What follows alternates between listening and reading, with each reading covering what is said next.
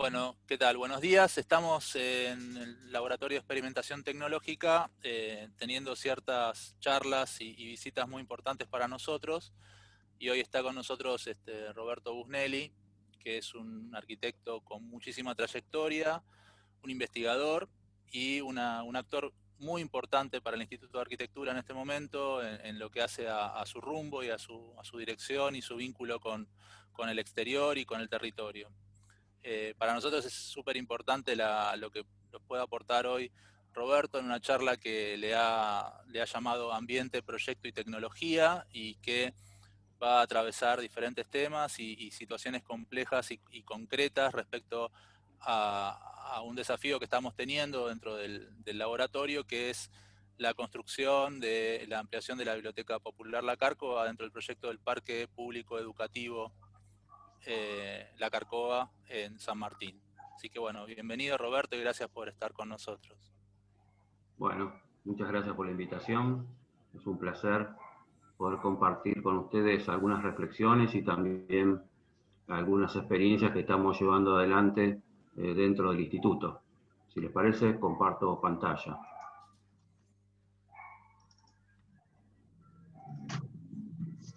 No sé si se ve bien ahí. Perfecto. Bien.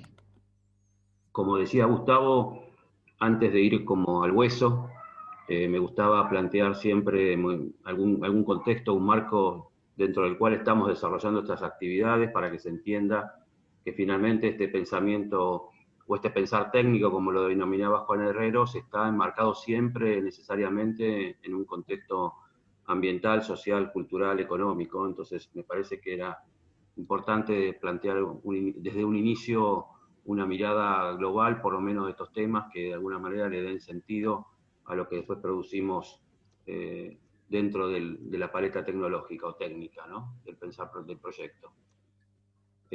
Por eso voy a empezar por el ambiente. La idea es desagregar estos tres ejes a lo largo de la charla para terminar con la cuestión técnica, tecnológica, que por ahí es la que los estudiantes están más deseosos de escuchar, pero me parecía importante también que esto lo dejemos fijado al principio. La primera condición es la del ambiente, y en este sentido venimos asistiendo ya hace varias décadas a este bombardeo de lo verde, que para la mayoría es solo un tema más del repertorio de frases políticamente correctas, como vemos en estas portadas de las revistas. Para un grupo bastante numeroso, una herramienta de marketing muy efectiva, y realmente solo para unos pocos un compromiso responsable para la comunidad y para el futuro, ¿no? Por lo menos es una evaluación que hago a partir de la lectura de la realidad, ¿no? Digamos, por ahora hay muchas más intenciones que concreciones, ¿no? Y de alguna manera la realidad nos va devolviendo esa condición, ¿no? Y en este sentido, me parece que estos consumos e impactos que estamos reflejando en esta diapo son el resultado de la producción, de la extracción de materias primas, de su transformación a partir de los procesos industriales, también durante el proceso de la construcción específico, a lo largo de la vida útil de los edificios, en su utilización, y también al final de esto con la destrucción de muchos de estos edificios. O sea que básicamente esta complejidad del proceso hace difícil plantear muchas veces estrategias que son habituales en otros productos de consumo, y sin embargo estos datos resultan ya suficientemente ilustrativos para darnos cuenta de que no podemos seguir por este camino actual y que debemos iniciar un proceso de cambio de grandes proporciones en nuestro sector para poder hablar de sostenibilidad, ¿no? En este sentido, un pensamiento indica que la solución no pasaría por renunciar inicialmente a la arquitectura como la conocemos por insostenible, ni sustituirla por una especialidad de corte puramente tecnológico que solo atiende a un radicalismo ecológico, sino que me parece que uno de los caminos posibles es el rechazo, por lo tanto, a la reducción de la sostenibilidad, una postura de más de conciencia, cuando no meramente de obligación normativa, ¿no? Que es otra de las vertientes por medio de las cuales se quiere imponer esta condición de sostenibilidad. Y finalmente también por la posibilidad de haber abandonado un interés estético o de diálogo, una cultura técnicamente que está en permanente evolución, ¿no? Me parece que en ese sentido una alternativa sería explorar, investigar e incluir nuevas técnicas en la arquitectura mediante transferencia con otros campos y saberes, que más allá de la simplificación que asocia las técnicas solo a los recursos directamente implicados en la idea de construir lo proyectado, una posibilidad sería extender esta definición a cada fase de la práctica arquitectónica, de manera que se pueda abrir una manera pertinente de revisar nuestra posición en tanto arquitectos en el mundo actual, ¿no? Me parece que de este modo estaríamos expandiendo los límites del proyecto mucho más allá de la idea elemental de construir edificios, permitiéndonos encontrar un lugar en el mundo y no solo en el entorno endogámico de nuestra disciplina, ¿no? Y esa pregunta fue la que generó en el año 84-85 que Naciones Unidas convocara una comisión, un grupo, para poder establecer justamente ante este bombardeo de ideas sobre la sostenibilidad, finalmente qué entendíamos por desarrollo sustentable, ¿no? A partir de aquí se llamó básicamente lo que elaboró el informe Buntra en el año 87, ¿no? Que yo, a modo de síntesis, me parece relevante todavía rescatar tres parámetros que este informe introduce, que uno tiene que ver con este principio de equidad intergeneracional, ¿no? Esta idea de que desarrollo sustentable, que por ahí es lo que más trascendió del informe, es aquel que satisface las necesidades presentes sin comprometerlas de las futuras generaciones. Hay un segundo principio que tiene que ver con la equidad social, que es la primera vez que se introduce dentro de la definición de desarrollo sustentable la condición social o intrageneracional, que tiene que ver con las situaciones de inequidad, ¿no? Y la cuestión de la pobreza como una causa principal de la degradación del desarrollo sostenible. Y una tercera instancia que tiene que ver con un principio de equidad transfrontera, o sea, que se introduce el orden geográfico dentro de la condición sustentable, con lo cual se empiezan a desarrollar tres ejes que tienen que ver con el tiempo, el espacio social y el espacio geográfico, que de alguna manera ponen en relevancia al desarrollo sustentable en otra condición, en condiciones distintas hasta las que en ese momento se venía valorando o cuantificando, ¿no? Hasta ese momento solamente eran ecuaciones matemáticas, económicas, las que definían ese desarrollo, y a partir de este informe yo creo que estas tres dimensiones cambian totalmente la percepción de esa noción. Hay una cosa al mismo tiempo súper interesante que tiene que ver con el primer principio, que es aquel que garantiza un desarrollo sustentable sin alterar a las generaciones futuras, que hoy debería estar en replanteo. Según Miguel Llori, un geógrafo colombiano muy interesante, plantea de que hoy en realidad ya este primer principio está agotado, porque ya con el daño ambiental producido no sería suficiente solamente con que respetemos a las próximas generaciones, sino que lo que plantea él es que deberíamos estar produciendo energía o renovables al modo tal de que pudiéramos estar pagando lo que él denomina como una hipoteca ambiental, ¿no? Digamos, él considera que en este momento estamos viviendo un tiempo de hipoteca ambiental y que ya no es suficiente con solamente no seguir produciendo daño, sino que es necesario reparar. Y esta condición de Llori la plantea y me parece interesante y define esta condición de sostenible y sustentable, entendiendo a sostenible con esta condición más vinculada a la idea de sostén, de estructura ligada a nuestra disciplina, como una condición de carga de un agente externo que viene de afuera, que se sostiene, que es dependiente, que está condicionada, versus una condición sustentable o sustentable, que él la entiende más como una condición emocional, ¿no? Porque construye un compromiso que viene de adentro del proceso, no de un agente externo, y que es una estrategia que permite el desarrollo de proyectos multisectoriales e interdisciplinarios, ¿no? Y básicamente ese trabajo en red. Y de alguna manera lo que plantea Llori o plantea la geografía desde hace ya varias décadas también es esta idea de romper con la noción de desarrollo sustentable en términos de las divisiones geopolíticas tradicionales y tratar de empezar a entender que el lugar donde estamos actuando responde a otro ordenamiento ambiental, a otra configuración espacial, geográfica y ambiental, ¿no?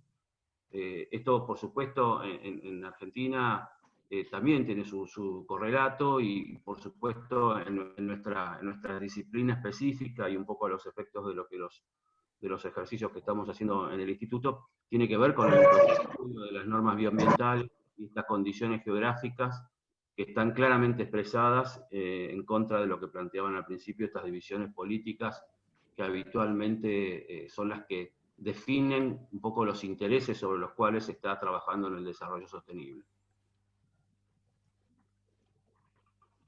Y en el caso nuestro de San Martín, esta particular situación donde se conjugan cuestiones ambientales, cuestiones de pasivos ambientales vinculados por el uso de las industrias en la zona, la cantidad de industrias que tenemos en la zona. Este es un dibujo que hizo Alejandra Potoco, un redibujo, mejor dicho, del río Reconquista, justamente en la zona que está frente a nuestro distrito de San Martín. Ahí se ven las grandes infraestructuras que conviven junto con el recurso natural del río y de la cuenca, los depósitos del SEAMSE, el complejo penitenciario, las industrias, y con ese marrón se destacan la pisada de todos los barrios informales que han ido ocupando estos bajos que son parte de la composición geográfica de la cuenca del río Reconquista y que hoy son básicamente, constituyen un tercio de los habitantes que habitan el distrito, ¿no?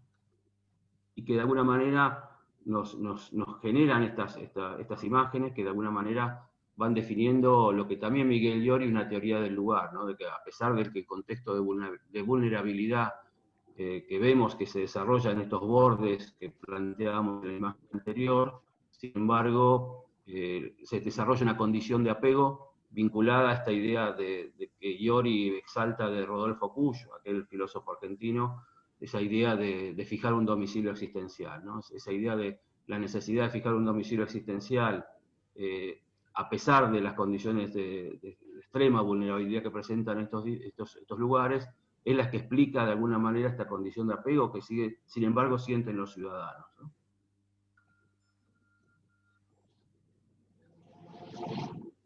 El otro es el tema de lo industrial, que también hablaba anteriormente en el caso de San Martín, y es un común denominador en muchos distritos de la provincia de Buenos Aires. Esta condición industrial hace que haya una gran polución de residuos sólidos. Estos son algunos ejemplos que en el instituto hemos desarrollado a partir de un proyecto que voy a contar más adelante, pero que pone en evidencia esta condición de residuo industrial como un ámbito que incluso está liberado de las políticas públicas, de la atención de las políticas públicas, y que de alguna manera es uno de los focos de polución más importantes del distrito, ¿no?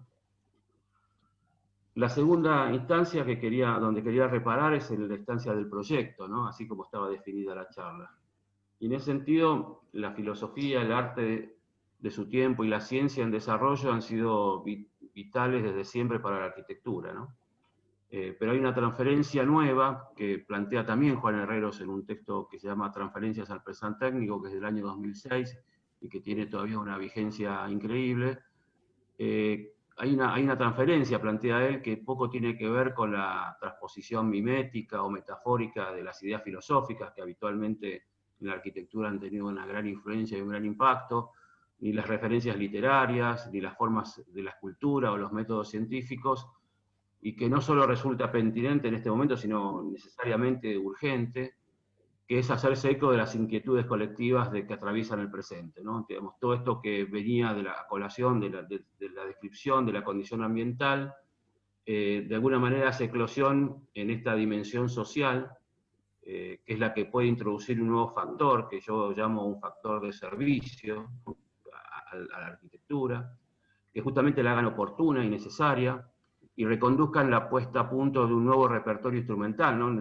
Yo creo que esto nos interpela directamente en el repertorio instrumental que estamos usando, servido sobre todo por las manifestaciones sociales y las revoluciones de las cuales estamos siendo testigos, y cuantos fenómenos asociados a las transformaciones del mundo también podamos identificar, ¿no? El otro punto interesante que a mí me parece, además de reconocer o de poner en valor esta condición de factor de servicio del proyecto, es la idea de entender al proyecto como investigación, ¿no? Digamos, esta mirada, de alguna manera, para mí es fundamental porque nos permite describir el proceso del proyecto y su construcción como un trabajo de investigación, incluirlo en una red superior de experimentos de la que puede participar, y se nutre además una comunidad científica que no solamente aprecia los resultados, que por ahí es el matiz más dominante de esa comunidad científica, sino que también se empieza a interesar ya también por la lectura de las condiciones iniciales que van dando origen a estos proyectos, de la elección de nuevos parámetros y la invención de sistemas que permitan también, para mí que es importante, la participación del usuario final dentro de estos procesos de proyecto y de construcción, ¿no? Un poco el taller donde estamos hoy plantea esto como un eje de trabajo ya naturalizado, ¿no?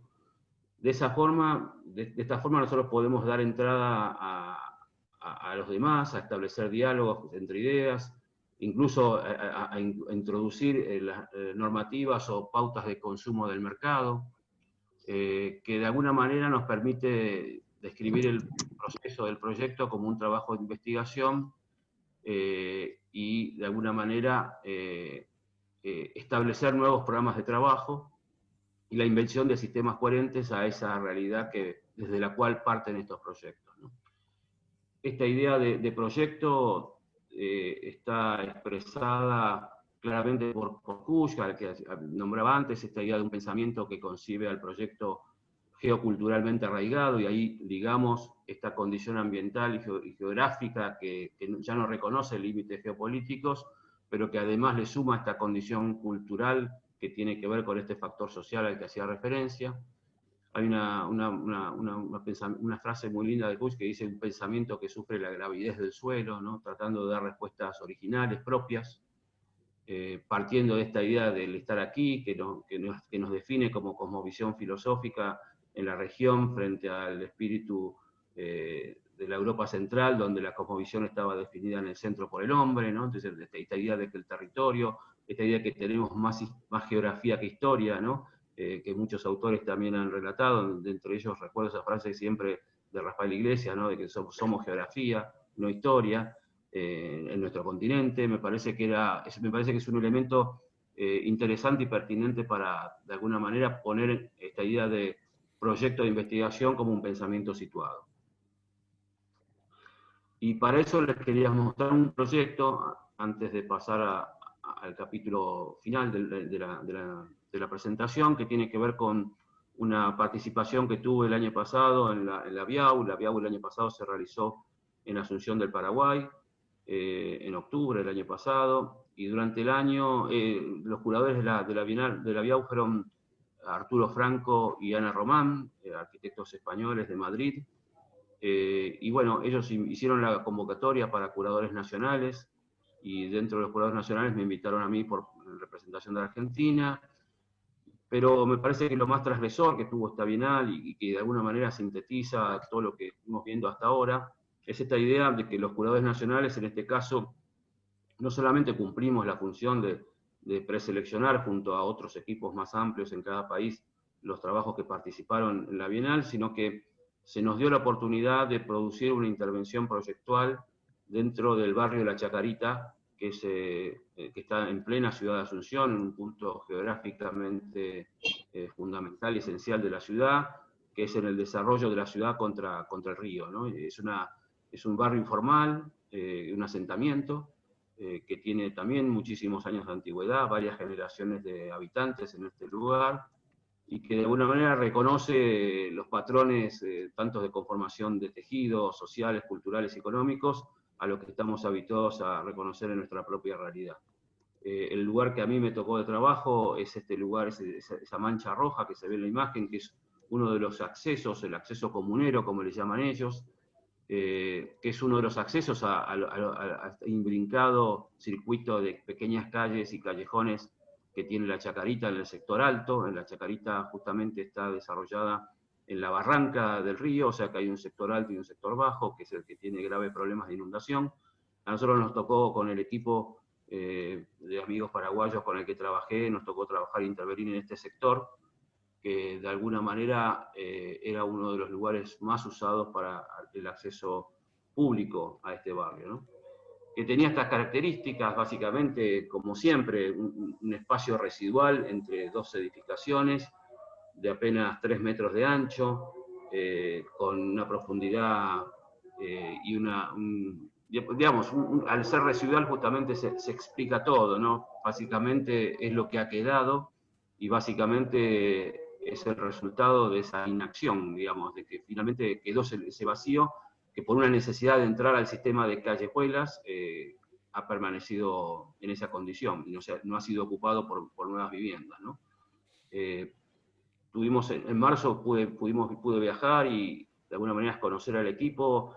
El equipo que me acompañó allá es un equipo de jóvenes arquitectos paraguayos. La idea fue que cada curador nacional tenía como colegas y socios un equipo paraguayo local, sin el cual hubiera sido imposible avanzar en esta operación. Y teníamos un presupuesto que daba el BID para esta operación de 1.000 euros por proyecto, ¿no? O sea que era básicamente casi sin presupuesto pensar de poder poner en valor estos espacios públicos, pero por supuesto traccionados a partir del desarrollo con la comunidad. Y estos básicamente fueron el último de los talleres al que pude asistir con los vecinos de la zona, que realmente fue muy interesante para tratar de entender cuál era la percepción que los vecinos tenían de ese lugar. Y algunos dibujos incluso que hicieron algunos vecinos que se animaron, que realmente empezaron a generar como la génesis y el ADN del proyecto, ¿no? El lugar tiene una pequeña pendiente, y como decía, básicamente es el resultado de ese vaciado, de esa necesidad de que finalmente se ha convertido también en lugar de acceso a viviendas, y bueno, ese desnivel básicamente y las condiciones mínimas que requería la puesta en valor de ese espacio público fueron de alguna manera el programa que nos orientó a empezar a plantear algunas alternativas. En Asunción del Paraguay una de las búsquedas permanentes es la construcción de la sombra, porque de alguna manera las altas temperaturas que predominan durante todo el año y el nivel de radiación solar, además de la temperatura que tiene, la oferta solar que tiene la ciudad de Asunción, es casi del 90% durante el año. Así que rápidamente esos elementos empezaron a aparecer en la discusión con los vecinos y también en la discusión con el equipo, ¿no?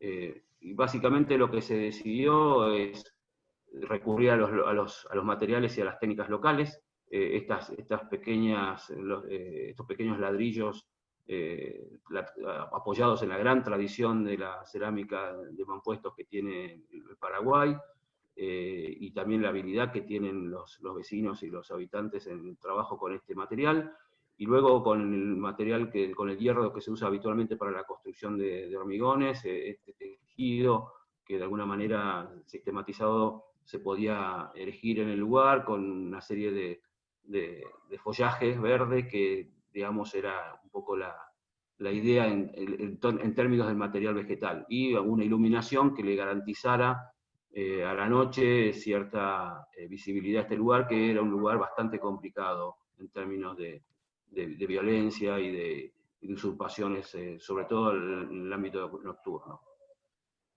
Muestro rápido proceso de construcción que se hizo con los mismos vecinos, o sea, en los talleres se detectó que había, por supuesto, como ocurre habitualmente, una cantidad de oficios latentes en el territorio, muchos albañiles, mucha gente que habitualmente trabaja en la construcción y que finalmente lo que decidieron fue que los fines de semana se podían poner a trabajar y aportar su esfuerzo para el proyecto, ¿no? Ahí con ese dinero que nos dio la organización pudimos comprar materiales y básicamente también poder solventar algunos gastos para que los vecinos solamente pongan sus horas de trabajo y no tengan que estar expuestos a cubrir otros gastos, otros costos. Rápidamente hicimos, básicamente el proyecto es un piso, es un solado, que de alguna manera con estas escalinatas va resolviendo los accesos a las viviendas que quedaban casi 1 metro, 1,5 metros por encima de la cota del camino.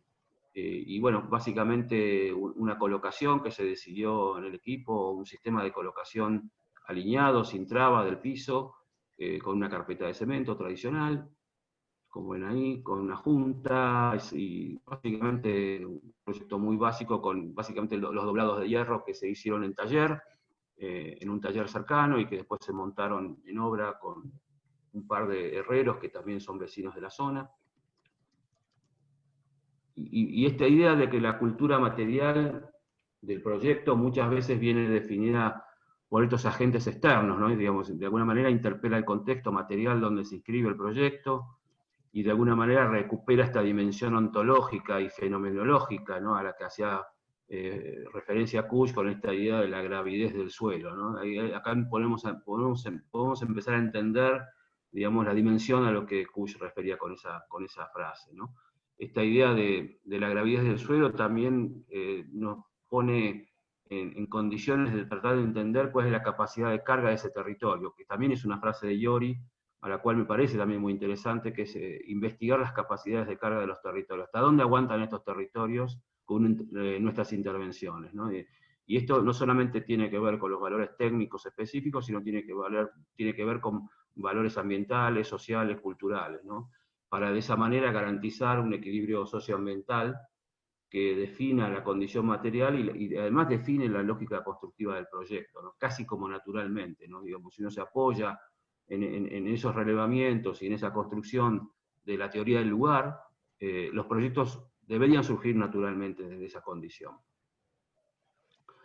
Esta posibilidad desde el punto de vista geocultural también es una posibilidad fundante, por un lado, o sea, esta idea de que es una respuesta de un pensamiento situado, pero que paradójicamente también puede tener la posibilidad de una aplicación universal. Podríamos decir casi como pensar local y después podés actuar global, ¿no? Digamos, podríamos trabajar también en esa línea, a partir de estos proyectos y a partir de esta mirada. De esta manera también, otra cosa interesante es que esta cultura material del proyecto trasciende esta condición física y asume en este caso, y fue claramente verificado, una representación simbólica, ¿no? Recuperando todos aquellos aspectos sociales y políticos que en la arquitectura parecían haber desapercibido. Esto es una imagen de cuando terminamos el proyecto. Es increíble, a mí los colegas y amigos paraguayos me siguen mandando imágenes todo el tiempo, donde se muestra que los vecinos, este lugar está prácticamente como cuando lo terminamos, lo pintan todo el tiempo, lo mantienen, y básicamente se ha recuperado en una dimensión que nunca habíamos pensado, que es esta es una foto a las 10 de la noche, donde todos los chicos en el verano salen a jugar a este lugar, se ha transformado en el patio de todos los chicos del vecindario, actividad que era absolutamente impensada en este lugar en las condiciones originales, ¿no? O sea que finalmente se ha vuelto un escenario, este espacio público, que ha permitido una serie de funciones. Ahora en época de pandemia, por ejemplo, se ha transformado en el lugar de reparto de bolsones de comida, ¿no? El municipio baja aquí todos los bolsones de comida y este es el lugar de referencia, por ejemplo, para el reparto de esta contingencia, ¿no? Venimos bien con los tiempos, ¿no? Sí. Entonces, vamos a la parte que me interesa desarrollar con un poco más de tiempo, pero que de alguna manera me parece que es como la consecuencia de todo esto que venimos hablando, ¿no? Me parece que lo que vamos a ver hoy acá, por lo menos trata de estar en línea con esta línea de pensamiento que venía tratando de, aunque sea sintéticamente, describir. Y en este sentido, ahí me tomé la libertad de poner técnica y tecnología, en realidad no solamente tecnología, me parece que lo de la técnica es primordial entenderlo como primero. Según el diccionario, cuando hablamos de técnica nos referimos literalmente al conjunto de procedimientos de los que se sirve una ciencia o arte, ¿no? Eso es lo que es la definición del diccionario de la Real Academia Española, ¿no? Según Juan Herreros, que también me interesa volver a traerlo a la discusión, la técnica aparece ante nosotros como un poderoso instrumento de anclaje de nuestras ideas a nuestro tiempo, ¿no? Me parece que por lo que en este sentido parece fundamental que revisemos también esta definición, más allá de la tradicional noción que asocia la técnica solo con los recursos positivos directamente implicados en la idea de construir, un poco como lo planteaba al comienzo, ¿no? Esta idea de extender los límites de la definición, de modo que nos permita comprender nuestra responsabilidad también como actores involucrados en la industria de la construcción, y no solo en el entorno endogámico, además del discurso técnico-científico, ¿no? Porque de alguna manera aquí es donde me parece interesante empezar a desandar esta condición de la técnica y la tecnología, más allá de las definiciones técnico-científicas, sino también tratando de abrirlas a estas cuestiones ambientales, culturales y sociales, ¿no? Una estrategia para que esto sea posible, vuelvo a insistir con la idea de las transferencias, ¿no? Desde otros saberes que nos permitan mirar y comprender otros lugares, contextos culturales y sociales, nuevos patrones de consumo, para obtener nuevas referencias, léxicos y modelos con los que operar, ¿no? Una mirada integral, holística, es absolutamente necesaria, que no solo dé intervención a protocolos establecidos en forma de reglas y normas, que es básicamente el aparato, el andamiaje científico-tecnológico dentro del cual hoy nos movemos, sino la posibilidad de investigar cómo obtener nuevas ideas e instrumentos con los que negociar, sobre todo entendiendo que estamos trabajando en un contexto imperfecto, ¿no? Digamos que de alguna manera ahí aparece una primera contradicción entre la norma científica que apunta a esta idea de perfección y la necesidad de operar con esa norma en un entorno que claramente es imperfecto, ¿no? Entonces ahí me parece que es un elemento interesante para poner en relevancia. Otro aspecto interesante es esta idea de que también, de que finalmente en un mundo que es inequitativo, la técnica y la tecnología sigue siendo también un patrimonio que está igual y desigualmente repartido, ¿no? Digamos, sería muy ingenuo pensar que en un mundo inequitativo la tecnología estuviera repartida de forma igualitaria, ¿no? Por lo que debemos asumir una postura, digo, responsable para evitar en este sentido la imposición del más fuerte a cualquier escala y fomentar el diálogo, la participación igualitaria y democrática con los mismos recursos y posibilidades para que se fomente el desarrollo de una conciencia sostenible que active una nueva agenda para reorientar nuestra práctica, ¿no? De alguna manera, lo que voy a mostrar ahora tiene que ver con esta idea de la reorientación de la práctica y por lo menos lo que estamos pensando desde el instituto en cómo reorientar esa práctica. Y para eso hemos creado una serie de laboratorios que de alguna manera responden a haber investigado laboratorios que existen en distintas partes del mundo, laboratorios de construcción, ¿no? Que de alguna manera tengan como objetivo reactivar y redefinir esa agenda a la que hacía referencia. Este es un primer caso que está muy cerca de algunos objetivos que planteamos en el instituto, que tiene que ver con el Rural Studio, que es una universidad en Alabama, que se dedica a la construcción de viviendas en madera, trabajan solamente con esta tecnología, porque de alguna manera la paleta tecnológica y material con la que disponen en la zona, en el área, de vuelta, tratar de entender los recursos locales y la mano de obra local disponible para, a partir de eso, formular estrategias de construcción. Es un espacio que estamos siguiendo muy de cerca. Este año teníamos intenciones de invitar a que venga uno de los que trabaja en Rural Studio justamente para compartir la experiencia en un taller práctico, pero bueno, hemos pospuesto esa instancia a futuro. Otro laboratorio que también nos interesó y nos interesa investigar es este laboratorio que se construyó en Londres a la luz de lo que fue las normas BREEAM, que son las normas de construcción sustentable inglesas. Laboratorio que se denominó Innovation Park, que después tuvo varias réplicas, incluso en Chile y en Brasil. Hay 2 Innovation Park auspiciados por la norma, que me parece que es interesante porque, digamos, construye una serie de proyectos con tipologías constructivas y patrones estéticos distintos, pero todos con la misma finalidad, que es la de ensayar la eficiencia energética de estas viviendas en el tiempo, habitadas además, para de esa forma obtener una base de datos científica, en este caso, pero que pueda empezar a cruzar transversalmente sistemas constructivos y tipologías estéticas, ¿no? Entonces, me parece que ese dato puesto a la orden de esta condición proyectual es sumamente interesante, y la verdad que en ese sentido lo hemos tomado para el VIALab como una instancia a medir. O sea, la idea es que los prototipos que construyamos podamos medirlos en términos de la eficiencia energética o en términos de las hipótesis tecnológicas que han sido desarrolladas en la realización de estos proyectos, pero también en las hipótesis proyectuales y sociales. Eso lo vamos a ver en un ratito.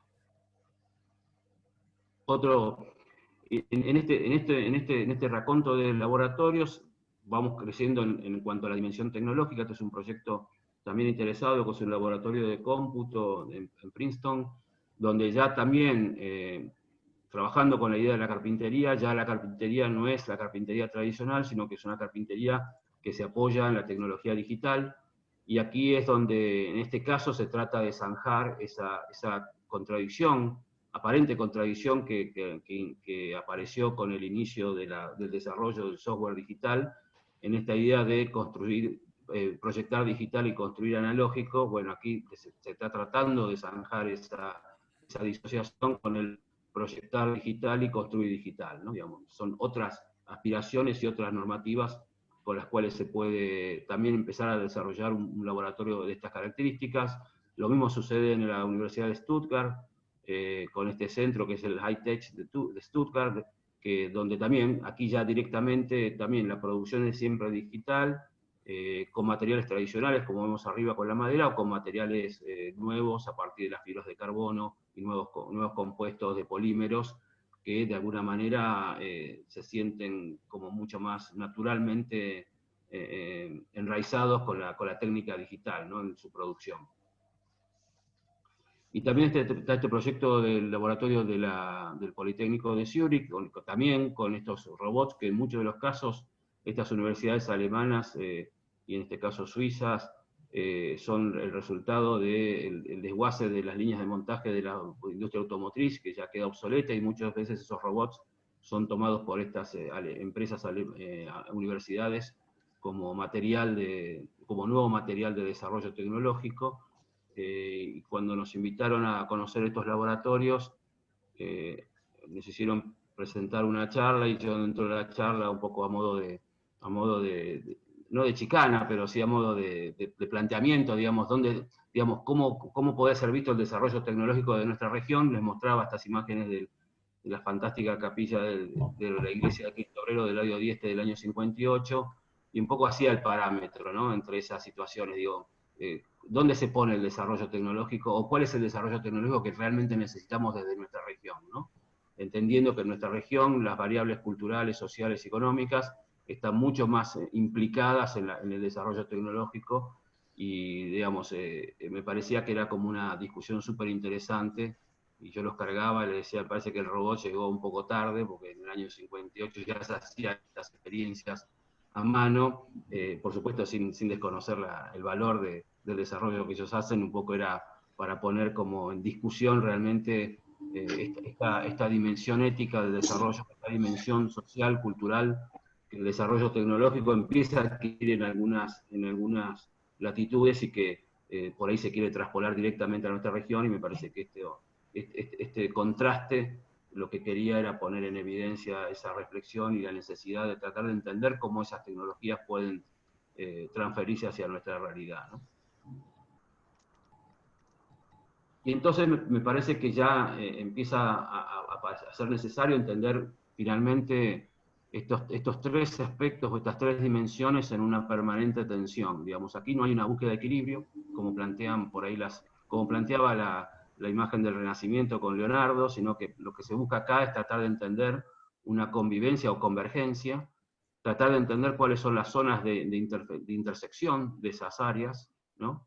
Y aquí por ahí el triangulito del blanco podría ser el hombre puesto en el medio, pero no puesto de vuelta, no puesto en el centro, sino puesto en el medio de esas tensiones, ¿no? Me parece que lo que yo quiero rescatar con este gráfico es esta idea de permanente equilibrio, de tensión, que también de alguna manera lo planteaba Vitruvio, ¿no?, con su utilitas, firmitas y venustas, ¿no? Siempre esas tres dimensiones que planteaba Vitruvio como condición esencial de la arquitectura fueron planteadas como equilibrio, y en realidad lo más interesante que plantea Vitruvio es no el equilibrio, sino la permanente tensión entre esas tres dimensiones. Yo aquí apelo a la misma idea, y me parece que lo que es interesante es entender que estas tres dimensiones están en una permanente tensión sobre las cuales tenemos que trabajar, ¿no?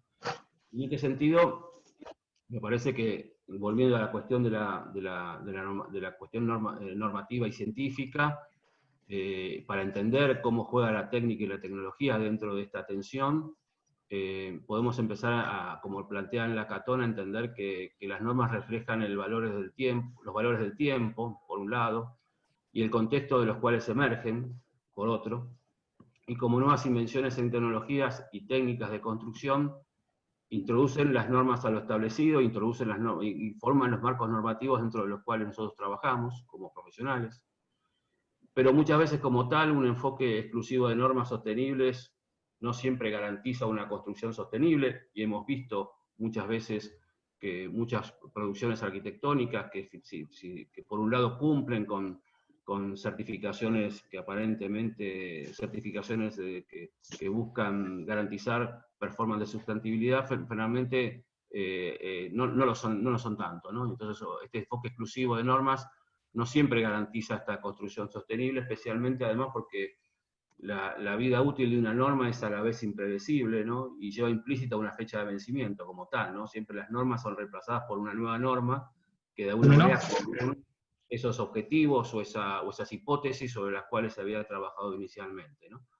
Además de eso, y me parece que otro elemento de tensión es que finalmente también con intereses financieros arraigados y apoyados en las normas ya establecidas, muchas veces la aplicación de nuevas dimensiones en la arquitectura se convierte en casi una cuestión política, donde las barreras burocráticas impulsan a alcanzar la innovación, muchas veces por fuera de la arquitectura, ¿no?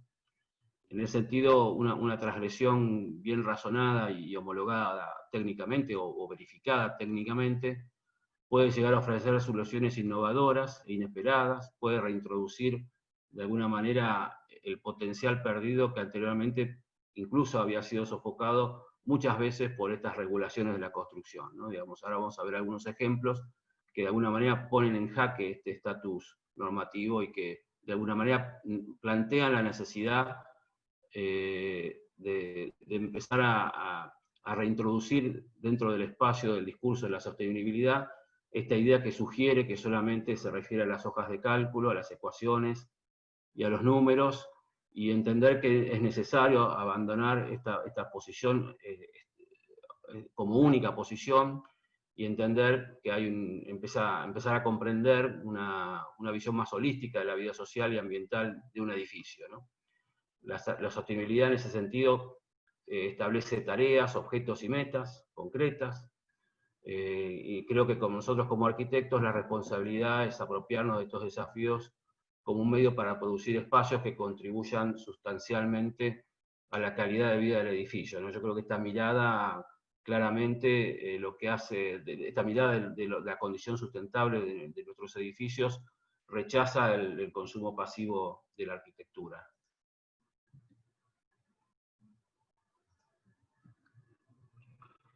Y hacer referencia al principio, en esta descripción de la condición ambiental del distrito, la aparición del Atlas de Residuos, que es un proyecto que fue acreditado en CONICET, de las cuales el director del proyecto en CONICET es José Dadón y Daniel Cosac, y el proyecto sigue a pesar ya de haber vencido ese plazo de investigación en CONICET instalado en el instituto, y de alguna manera ha sido como la pieza de arranque de muchas de las experiencias que voy a contar ahora, ¿no? La idea de este atlas es la idea de relevar una serie de residuos sólidos industriales que se detectan en el partido. Un buen ejemplo es este trabajo de Marta Yagnes, arquitecta especialista en el trabajo con residuos, que afincó su tesis de maestría dentro del instituto y dentro del atlas, y se focalizó en el desarrollo de los residuos textiles. Es un mapa muy interesante que ella produjo, donde están georreferenciadas todas las industrias textiles del distrito, en San Martín. No solamente las industrias, sino también las áreas de barrios vulnerables en naranja, algunas vías de traslado de esos residuos que están indicadas con unos puntos verdes, y también una cosa mucho más interesante que son las series ¿cómo llamarlo?, de espacios donde esos residuos aparecen en el espacio público de forma permanente, ¿no? Hay un registro de los basurales a cielo abierto que se producen donde habitualmente se arrojan muchos de estos residuos sólidos en el distrito y están relevados en este plano, ¿no? Esto dio lugar a una serie de talleres, ¿no? que de alguna manera, este fue un taller que hicimos el año pasado en Taller Fábrica en Tecnópolis, que pertenece a la Confederación Nacional de Ciencia y Tecnología, un taller muy bien equipado, con muy buenas máquinas y muy buenos profesionales. Recolectamos durante varios meses cantidad de residuos, como se ven ahí arriba, textiles del distrito, y básicamente lo que se produjo en este taller es una clasificación, como se ve aquí abajo, en relación a las fibras y los materiales que cada una de estas muestras tienen. Toda esta clasificación produjo un atlas que de alguna manera empezó a clasificar el tipo de fibra de acuerdo a su origen natural o sintético, y después dentro de esos orígenes naturales y sintéticos, en base a sus propiedades físicas, químicas y reacciones a distintos medios, ¿no? Para que con ello poder entender cuáles son las prácticas que se pueden llevar adelante con esos tejidos, de alguna manera empezar a formular, a anunciar algunas potenciales líneas de trabajo que puedan devenir en proyectos o productos. En este caso está Susana Caruso, otra arquitecta que también está trabajando en FADU UBA, en el taller de materiales, hace mucho tiempo ya con el trabajo de la generación de hormigones con el aporte de residuos. En el caso de FADU está trabajando con hormigones y tergopol, por ejemplo, y otros residuos, cascotes de obra, y en este caso, en el marco de este desarrollo de tejidos textiles, de residuos textiles, estuvo probando justamente una serie de placas con morteros cementicios y armadas con distintas fibras sintéticas. Y a la derecha, un trabajo que también se enunció, que es fruto del 100% del reciclaje. En este caso se trabajó con el tejido, con el residuo textil de la pulpa de lo que surge como residuo de la manufactura del tejido plano, que son estos residuos que se ven arriba, esta pulpa de algodón. También con cartones encotados en la calle, y con friselina, que es otro tejido textil que también abunda como residuo industrial. Con las friselinas se tejieron estos sobres, y adentro de esta pequeña armazón de cartón se dispuso esta pulpa que se pesó y se trató de establecer como un parámetro de densidad y peso, con la hipótesis de que esto pueda funcionar como un producto de aislación térmica y acústica. Y aquí aparece la experiencia también desde el Atlas con la empresa 3C Construcciones, que es una empresa en Córdoba radicada. Lucas Recalde, que es su director, junto a su equipo, han desarrollado un proyecto que tiene que ver no solamente con la posibilidad del reciclaje, sino también con la generación de economías circulares locales, ¿no? Regionales. La idea es que todo lo que produce el sistema en términos de innovación tecnológica y en términos de riqueza y económica, fortalezca y produzca economías regionales en sectores muy vulnerables de la provincia de Córdoba. Esto se está trabajando en algunos municipios pequeños de Córdoba, Salsipuedes, La Para, que son municipios que han desarrollado en los últimos años una agenda ambiental muy importante y que se han transformado en municipios en muchos casos como baluartes de esta condición del desarrollo sostenible en términos sociales y ambientales, ¿no? Lo que ha desarrollado este grupo es básicamente un sistema constructivo que en principio está utilizado en estos municipios, en sectores de extrema vulnerabilidad, pero también está siendo utilizado en barrios cerrados, por ejemplo, en las afueras de la ciudad de Córdoba, ¿no? Esta es una construcción, por ejemplo, de una casa en un barrio cerrado, y básicamente lo que plantea ahí está el dato duro de la utilización de botellas por metro cuadrado, pero vuelvo a insistir, este es como el emergente técnico ambiental, pero detrás de esta condición técnico-ambiental está claramente el desarrollo de nuevos modelos de gestión productivo que se apoyan en recursos locales para que justamente esas economías de alguna manera fortalezcan a los habitantes de los lugares donde se desarrollan. Lo que ellos básicamente hicieron muy inteligentemente fue el desarrollo de estas prensas que se ven a la izquierda. Son dos prensas, la primera es la que produce el compactado de las botellas de PET. Dentro de esa prensa se produce el compactado y después se atan con sunchos plásticos, y esos molones que se denominan estos compactados de plástico luego pasan a la segunda prensa, que es esta que se ve aquí, está cortada por la mitad, donde se produce este bastidor de madera, que es un bastidor de madera de 1 pulgada por 1 pulgada, que luego se pinta, en este caso está pintado con aceite para tratar de retardar su condición al fuego. También se puede usar lacas industriales que también tienen la misma finalidad, ¿no? Nosotros a Lucas lo conocimos básicamente con este proyecto que les voy a mostrar, que fue el desarrollo de un pabellón sustentable. Lucas ellos venían haciendo algunos ensayos de forma esporádica, y al tomar contacto con nosotros y con el Atlas, hicimos un convenio para ayudarlos a hacer un desarrollo técnico, una homologación técnica del sistema constructivo, ¿no? El sistema constructivo como tal, al ser un sistema de entramado ligero de madera, no necesita ensayos estructurales, porque de alguna manera está regido por la CIRSOC 601, que es una reglamentación CIRSOC estructural que se hizo ya hace varios años, no hace tanto, pero hace ya 4 o 5 años que está vigente, mediante las cuales CIRSOC regula y establece un protocolo de actuación técnica estructural para el trabajo con esa tipología de madera, ¿no? Entonces, por lo tanto, al usar esa tipología de madera, el sistema de este pabellón o el sistema que está utilizando 3C, de alguna manera, tiene que verificar con el cálculo estructural emitido por un ingeniero y firmado con su responsabilidad profesional. Por lo tanto, nos abocamos básicamente al desarrollo y la homologación técnica del molón de PET, que de por sí ya, cuando uno habla de plásticos, siempre tiene toda está instalado en la memoria técnica de que finalmente, y es real, que todos los plásticos son absolutamente inflamables y tóxicos, pero es necesario ahondar en detalle para ver cuál es el nivel de toxicidad y de inflamabilidad en el caso específico de PET, y eso fue un poco la primera línea de trabajo que abordamos.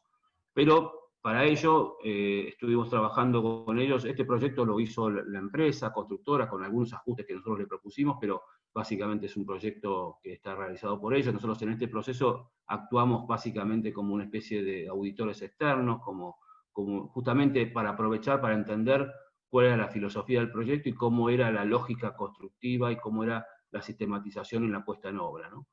Este proyecto arranca con una platea que básicamente tiene dentro de la estructura de la platea quedan amuradas estas planchuelas de 2 pulgadas de 2 pulgadas de ancho por 3 milímetros de espesor, que están moduladas cada 60 centímetros. Ellos han adoptado el módulo 60 centímetros del entramado.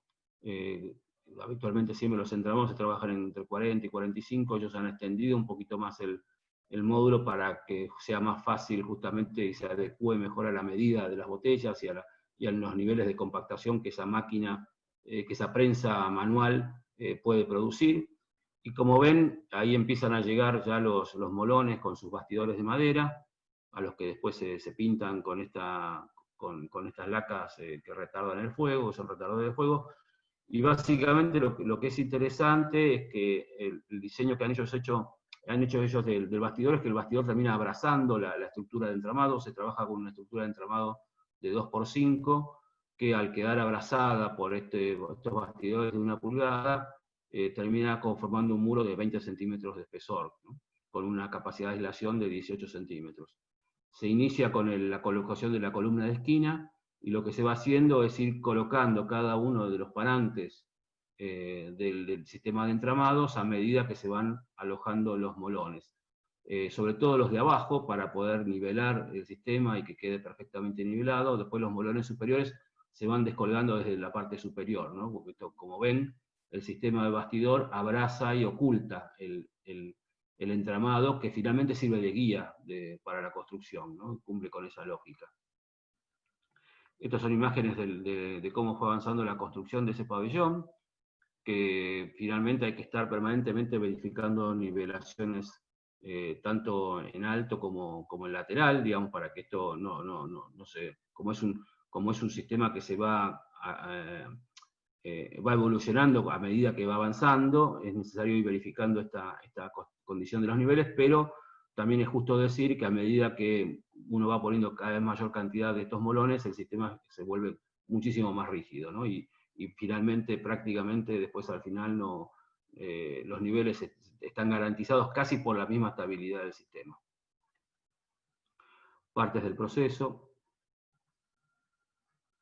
A nosotros, vuelvo a repetir, nos sirvió muchísimo para tratar de entender cómo era el sistema, porque era imposible empezar a trabajar sobre algo que no conocíamos cómo funcionaba.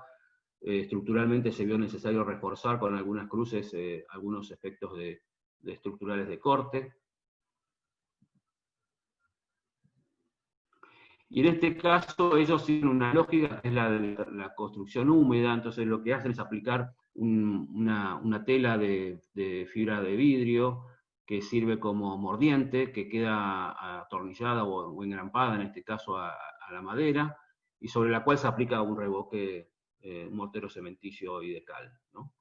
Este es un poco el proceso, que de alguna manera es el que están usando ellos en Córdoba, en estos municipios, al entender que de esta manera también hacen uso de la formación y de los recursos de oficios locales que ellos van encontrando en las comunidades donde van trabajando, ¿no? Nosotros después vamos a desarrollar el proyecto, pero con un sistema de construcción en seco, ¿no? Entendiendo que por ahí el sistema nos parecía como más interesante que pueda ser resuelto o prearmado en taller.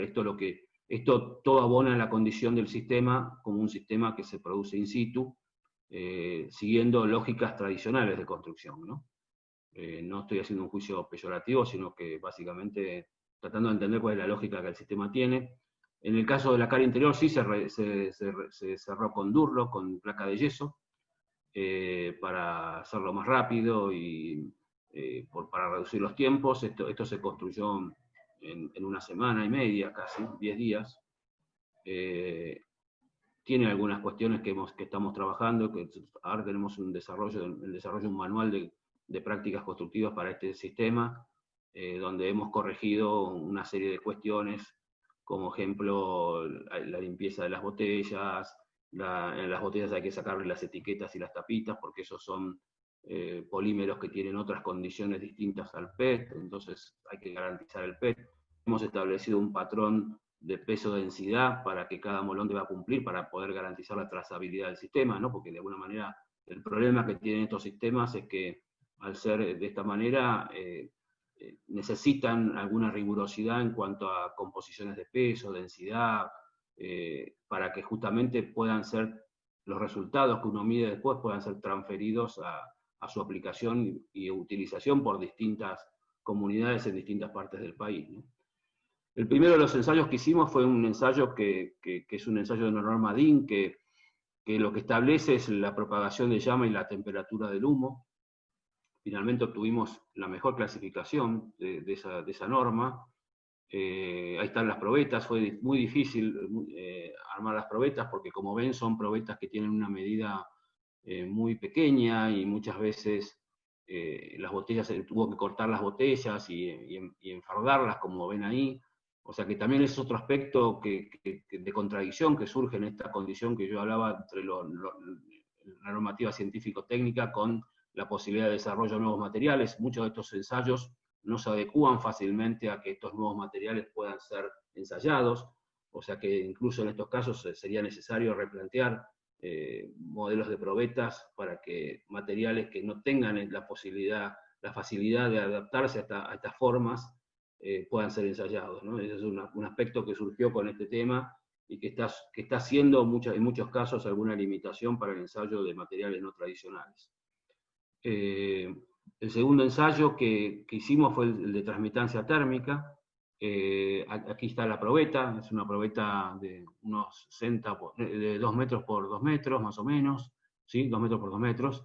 De vuelta se ve un enfardado. Aquí la condición estructural de la probeta, como no va a ser ensayada, se simuló con estos tableros fenólicos directamente, la estructura, y se usó como caras interiores y exteriores, las de yeso, porque como es un material industrial ya tiene verificado su ensayo y su transmitancia, entonces era un elemento que era fácil de descontar a la luz del resultado del ensayo para entender cuál era el cada específico de este material que hasta este momento no tenía ningún tipo de referencia, ¿no? Y bueno, finalmente el ensayo dio 1,21 watts por metro cuadrado para la probeta completa, para la probeta por completa dio 1,05, o sea, con las dos placas de yeso, descontando las dos placas de yeso da 1,21.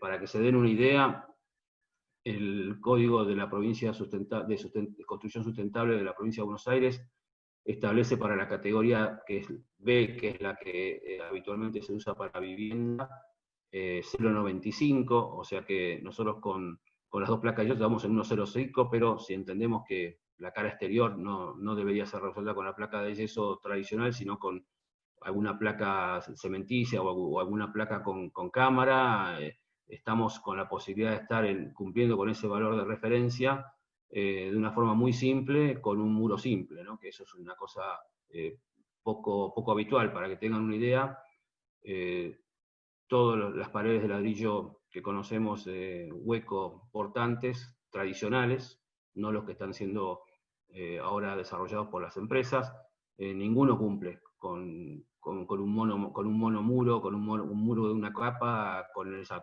normativa, ¿no? O sea que todos necesitan, además de los revoques, aplicar alguna aislación exterior o interior y alguna placa adicional, o sea que siempre todos requieren consolidar muros de dos capas, no de capa simple, ¿no?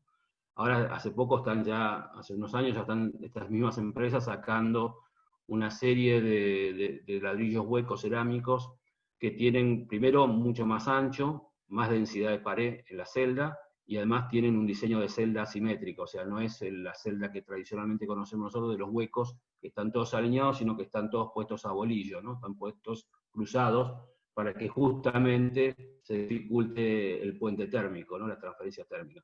Con esos ladrillos sí se llega a alcanzar los valores requeridos por la norma, pero son ladrillos que tienen más espesor que los que habitualmente usamos y también tienen otro costo, ¿no? Ahí había algunas formulaciones de este mismo muro simple, con cámara de aire, con revoque, con placa seca, digamos, con sistemas en seco, con sistemas húmedos, distintos tipos de conformaciones con el mismo bloque de molón para poder tener algunas ideas y algunas hipótesis de cómo puede funcionar esto térmicamente, ¿no? Y el último ensayo que hicimos fue el ensayo a resistencia al fuego, que se hace en INTI también, en este horno. Aquí tuvimos que producir una probeta de 3 metros por 3 metros. Aquí, deliberadamente, utilizamos la probeta más desfavorable en términos técnicos, porque utilizamos la madera sin ningún tipo de laca que retarde el fuego, y además usamos revoque de los dos lados, con el problema que ya sabíamos que podía tener de que el revoque, es difícil garantizar un espesor mínimo de los revoques de forma permanente, y eso es una cosa que salió después enunciada en el ensayo, ¿no? Finalmente el ensayo logró una resistencia al fuego, al paso de humo y de temperatura y estabilidad estructural de 60 minutos, pero con algunas observaciones que tienen que ver con el post-ensayo, donde la cara interior del panel sufre algunos deterioros que es necesario contener para modificar para garantizar la estabilidad del sistema, ¿no? Vuelvo a repetir, aquí la madera no tenía ningún tipo de aislación tampoco ni retardador de fuego, con lo cual también la madera conspiró contra esta última parte del ensayo, ¿no? Pero de alguna manera, teniendo en cuenta esta condición de la madera y los retardadores de fuego y la integridad de la capa interior, por eso en el pabellón que hacíamos referencia se usó placa ya de yeso normada a F30 en ese caso, para garantizar la estabilidad de la cara interior. Otro elemento que estamos empezando a desarrollar, mejor dicho, lo está desarrollando una empresa de pergamino, Recitec, son estas chapas acanaladas en principio que son resultantes de la utilización del residuo de Tetra Pak. El Tetra Pak tiene una cadena de reciclaje ya muy establecida, porque gran parte de la pulpa, Tetra Pak son los envases que habitualmente consumimos de yogures, ¿no? Estos envases que parecen cartón, pero que en el interior tienen un foil de aluminio. Y básicamente la cadena de reciclaje está muy instalada, en el sentido de que gran parte de la pulpa de celulosa que se saca de esos envases se vuelve a vender a las papeleras y a las productoras de estos envases, o sea que eso tiene como un valor garantizado ya de mercado. Pero sin embargo el foil de aluminio siempre se descarta, porque el foil de aluminio siempre le quedan pegados algunos pedacitos de esta celulosa, que es muy difícil y sería muy costoso terminar de sacarlo. Generalmente lo que se hace es se muele ese foil de aluminio con ese pedazo de papel que queda adherido, y con esa masa se producen estas chapas en unas autoclaves a alta temperatura, y por compresión de moldes, ¿no? Nosotros además estamos pidiéndole a la empresa, y de hecho nos han hecho especialmente algunas chapas lisas, que también nos gustaría ensayar y también empezar a trabajar como hipótesis para revestimiento exterior, porque este material es absolutamente hidrófugo. Tiene, a diferencia de la chapa de zinc común, un coeficiente térmico de temperatura, o sea, a pesar de que es bajo el coeficiente, perdón, es alto el coeficiente, tiene coeficiente de aislación térmica contra la chapa de zinc, que no tiene ninguno. Además pesa un 40% menos y también es más económica en su producción. Y también, al ser más liviana, necesita mucho menos estructura, ¿no? O sea que tiene un montón de condiciones que hace que esta chapa, que en principio ha sido desarrollada para utilizar en la actividad agrícola, generalmente se usa para revestir los criaderos de cerdos y de pollos, porque además tiene una gran resistencia a la corrosión. Esos ambientes generalmente de animales tienen una gran alcalinidad volátil, y las chapas de zinc cada 6 meses es necesario cambiarlas porque se corroen con la misma alcalinidad que tiene ese espacio, y estas chapas han resultado mucho más eficientes en ese uso, y por lo tanto la empresa tenemos firmado un convenio para desarrollo técnico y ver de poder obtener las aprobaciones para que este producto pueda ser utilizado en viviendas.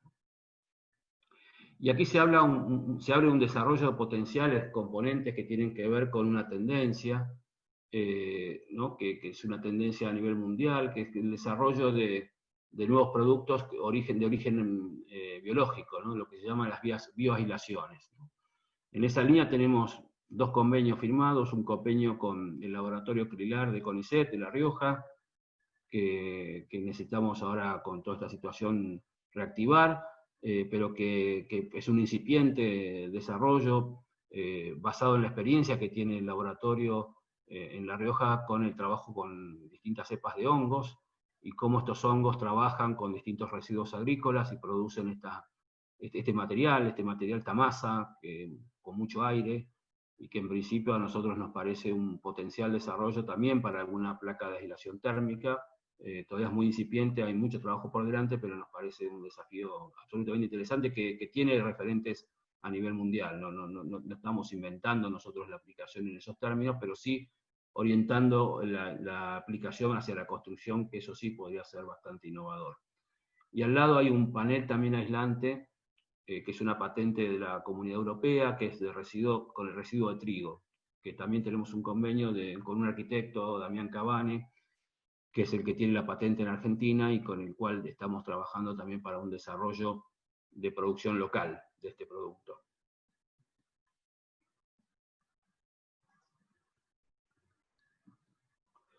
Algunos otros casos más que tienen que ver a nivel mundial de productos en distintos grados de desarrollo industrial, ¿no? Porque también lo que es interesante es que finalmente esta condición del bioaislante permite distintas escalas de producción.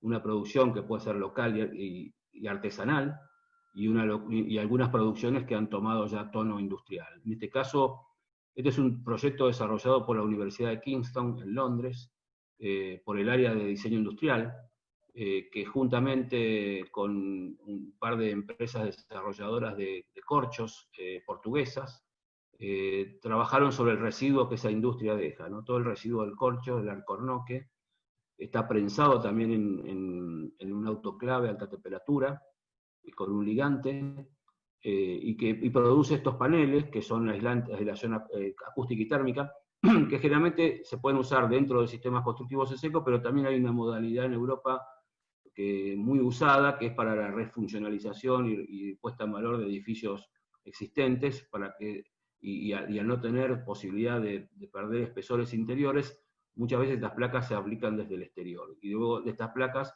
o se les pone una placa de industrial en seco, o como se ve acá en la imagen abajo, a través del mismo tejido, con la misma lógica que veíamos en el proyecto de 3C, se pueden aplicar distintos morteros cementillos o morteros sintéticos.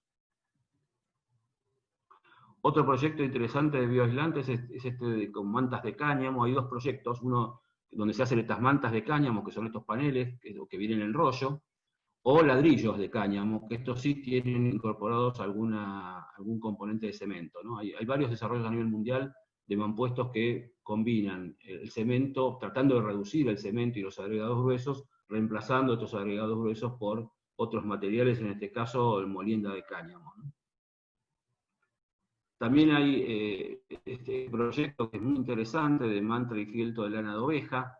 Acá a la derecha, a la izquierda vemos ese desarrollo en términos industriales, y a la derecha un proyecto interesante, este que lo pasó Ariel Sueiro, este trabajo, de Lucas Anovelo, técnico del INTA, que desarrolló en San Martín de los Andes, ¿no? Con los productores locales, también la posibilidad de tener un desarrollo local más del tipo artesanal, de este tipo de aislaciones. Este, que es muy interesante también, tiene que ver con el desarrollo. Uno de los principales residuos textiles son los jeans. A nivel mundial hay una, ¿cómo se llama?, una catástrofe ambiental en cuanto a la cantidad de jeans que se tiran en distintas partes del mundo. Este proyecto lo que hace es busca reutilizar los jeans a partir de una molienda, y también armar estas especies de colchones de jean que además están impregnados con un material que produce su retardo al fuego, ¿no? Porque la principal deficiencia también de todos estos aislantes que de alguna manera utilizan materia textil también es su condición frágil frente al fuego. Este es un producto interesante, que es una lana también hecha, o manta, pero hecha a partir del reciclaje de PET, del PET y el COPET, que son dos polímeros del PET distintos, dos versiones del polímero de PET distintas, que también lo estamos estudiando, sobre todo para argumentar mucho del trabajo que estamos haciendo con las botellas de PET. Este material nos dio la pista de que finalmente el PET se puede utilizar, en este caso, como ecofibra, que le llaman, para las cimbras, paredes acústicas, falsos techos. O sea que es un material, este sí es un material de producción industrial, ¿no? Y para finalizar, quería compartir el proyecto del desarrollo del prototipo de vivienda, que claramente es el emergente de un proyecto de investigación que está trabajando sobre el relevamiento sobre las formas de habitar en el territorio. Es un proyecto que presentamos hace ya unos años junto al laboratorio LICH, que dirige Silvia Grimberg, de la Escuela de Humanidades, y al 3IA, al Instituto 3IA, especialmente con Gustavo Curuchet, y el Instituto nuestro de Arquitectura, para justamente, por un lado, relevar formas de habitar, y por otro lado, Curuchet está trabajando sobre una planta de tratamiento de efluentes orgánicos, y nosotros en principio con algunas hipótesis proyectuales de vivienda, ¿no? Que en principio empiezan a esbozarse, y de alguna manera toman un poco todo esto que he venido contando como experiencias previas y permanentes y en paralelo, ¿no? Este es un proyecto, de nuevo, que está expresado a través de un prototipo de vivienda que tiene 30 metros cuadrados de piso en 2 plantas, y que de alguna manera toma la idea del entramado ligero, pero en este caso panelizado. La idea es que, para evitar justamente, en contraposición a lo que habíamos con lo que está haciendo 3C, que es un desarrollo in situ, la idea es ver de qué manera podemos prefabricar parte del sistema, y que reduciendo de esa manera tiempos de montaje, y de esa manera también poder habilitar ciertas economías regionales en la producción de estos componentes, ¿no? También estamos trabajando con las chapas a las que hacía mención de Tetra Pak. Acá se ven en esta fachada algunas transparencias y algunas chapas translúcidas, que en principio toda esta fachada translúcida, lo comentábamos antes de esta charla en las correcciones de los trabajos, ¿no? La necesidad de graduar y ajustar en términos térmicos y de confort la aparición de estas chapas translúcidas, porque de alguna manera en exceso se convierte en un problema y lejos de ser una solución. Y básicamente el proyecto, como planteaba, es un sistema de entramados portantes, paneles de 1,20 m por 2,40 m, con entrepisos. En este caso vamos a construir con piso de madera también, y entrepiso y cubierta de madera. En la realidad, en el territorio, el piso, en principio estamos formulándolo en términos de o una platea o un contrapiso armado, por las condiciones de humedad del suelo y también de distintas roedores y cuestiones que el territorio estamos verificando, que aparecen y que son necesario trabajar. Pero en este caso estamos trabajando, como ven ahí, con sistemas de panelizados. Esa es una maqueta de la estructura, y algunos renders que hizo Emilio Pelliat. Aquí está trabajando Emilio Pelliat, está trabajando Jessica Silvero como pasantes, junto a un grupo que al final voy a detallar, ¿no? Estas son algunas imágenes del interior. Ahí se ve el piso de planta baja expresado como suelo cemento, y el resto todo con madera, ¿no? Placas fenólicos de piso para laqueado, vigas, en principio estamos trabajando con vigas de 3x6 de pino y 2x6 laminadas en el techo, pero podrían ser todas iguales. Algunos incluso ensayos de equipamiento, porque aquí empieza una reflexión interesante, que es que no solamente el proyecto involucra la condición del contenedor arquitectónico, sino también la del equipamiento, ¿no? Entendiendo que gran parte del problema de la vivienda, sobre todo al sector que estamos dirigiendo este proyecto, es no solamente el contenedor, sino justamente el equipamiento que interactúa con el contenedor y que prueba la eficiencia de las hipótesis proyectuales con las cuales empezamos a trabajar. El proyecto un poco produce este espacio en verde, que es una especie de buffer térmico. Ahí se desarrolla la galería y la escalera, que debajo de la escalera tenemos un espacio de despensa, de depósito, y también la posibilidad de poner ahí el sistema de calentamiento de agua. Pero funciona como buffer térmico, entendiendo esto que también plantea Lacaton y Basals en sus proyectos, esta idea de que es posible que en un mismo proyecto convivan dos estándares de confort distintos, ¿no? Digamos, nosotros podríamos tener un confort mucho más riguroso en la zona del habitar y un confort que sea distinto en zonas de transición con el exterior o de circulaciones como en este caso, ¿no? Y la planta alta está planteada de nuevo a partir de reconocer el sobreescalera con el núcleo sanitario, que está pensado para que pueda ser utilizado por 3 personas en forma simultánea, y una serie de equipamientos que en principio están pensados para albergar a 6 personas, ¿no? La idea de que esta casa de 60 metros cuadrados alberga a 6 personas, también con la idea de borrar esa tradición tan arraigada en nuestra disciplina de medir la condición del agua por la cantidad de ambientes, y la verdad que nosotros preferimos establecer y reflexionar acerca de una relación de metros cuadrados por persona en vez de pensar la cantidad de ambientes que pueda tener la vivienda. Por supuesto que la idea es que el equipamiento está todo hecho en madera, estas camas son rebatibles, ahora vamos a ver algunos esquemas que hemos estudiado, ¿no? Pero en principio la configuración de la vivienda plantea esta idea de la impronta de la madera como material principal, entendiéndolo también como un material renovable, como un material que habitualmente el sector de la construcción en Argentina tiene poca habitualidad en términos de vivienda, pero mucha habitualidad en términos de práctica constructiva, de técnica. También es una técnica amigable, que con una capacitación muy básica se puede llevar a la práctica, con el herramental de mano, sin necesidad de tener un herramental sofisticado. O sea que hay un montón de cuestiones que se conjugan para que nos parezca como un material interesante. Esta es una versión a propósito de la fachada toda translúcida, que después se fue modificada por la aparición de los estudios que realizó Fabián Garreta, que es nuestro arquitecto que está trabajando especializado en las cuestiones bioclimáticas y energías renovables.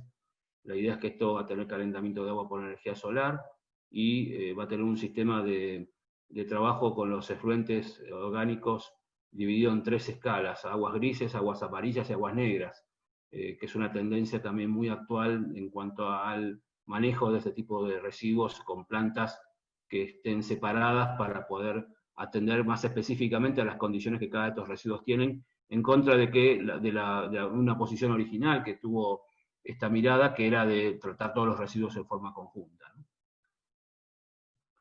Hay algunos ensayos interesantes de lo que llamamos la prototipo de vivienda pareada de familia ampliada, ¿no? Que es también una cosa que surge de los relevamientos, que es esta necesidad de entender muchas veces la evolución de la vivienda en términos de que es la evolución de la familia, ¿no? Entonces, el hijo que se casa, que tiene hijos, que se hace la casita de atrás, bueno, en este caso, en vez de hacerse la casita atrás, compartiendo la escalera, podría empezar a desarrollar una nueva vivienda gemela, o podría desarrollar una vivienda con ámbitos privados en la parte superior, y en la parte inferior podría quedar un espacio, por ejemplo, para la práctica de un taller o un trabajo, ¿no? O alguna actividad comercial incluso. O sea que podríamos plantear un escenario de dinámica o de vivienda evolutiva en esos términos. Este es un ensayo, hay un par más que no los traje por tiempo, pero hay varios ensayos posibles a partir de esta posibilidad de que el equipamiento va cambiando. Por supuesto está también la posibilidad de tener una vivienda pareada en términos tradicionales. En este caso el muro divisor tendría que tener alguna condición adicional de cortafuego, que es posible, por supuesto, de resolver. Esquemas de la estructura la calculó Alberto Feinstein con su equipo. Y esto es básicamente desarrollo técnico de los paneles. En principio estamos trabajando con 6 paneles en la tipología. La idea es que esto está pensado como un sistema abierto, o sea que pueden empezar a seguir apareciendo paneles, y la idea es que no hay un proyecto atrás del cual vamos, sino que es un sistema que nos va a permitir realizar la cantidad de proyectos que sean necesarios. La tipología que estoy mostrando como desarrollo es el congelamiento de una posibilidad, no necesariamente la única solución a la que estamos aspirando. Y acá hay algunos ensayos que hicimos con los paneles, con el panel, en este caso con los bloques, con los molones de plástico, que también estamos ensayando con los paneles de trigo, que la empresa con la cual conveníamos nos hizo una donación de 40 paneles, y con eso también estamos empezando a ensayar algunos paneles, y la idea es por ahí la planta baja de la vivienda resolverla con los molones plásticos, y la planta alta y la cubierta resolverla con los paneles de trigo, ¿no? De residuo de trigo. Abajo una formulación tipológica del equipamiento que en principio estamos abordando. La verdad que esta etapa la estamos recién empezando a desarrollar ahora, la del equipamiento. Nos hemos concentrado por ahora en resolver las cuestiones técnicas del contenedor y las instalaciones. Las instalaciones eléctricas son todas externas, tipo con zócaloducto, para evitar contacto entre la condición eléctrica y la madera y el molón de plástico. De esa forma mantenemos en total independencia las dos instancias. Esta es una ficha de uno de los paneles. Tenemos cada panel fichado y computado, hasta tornillos, digamos, la idea es tener como un control total del recurso material del proyecto.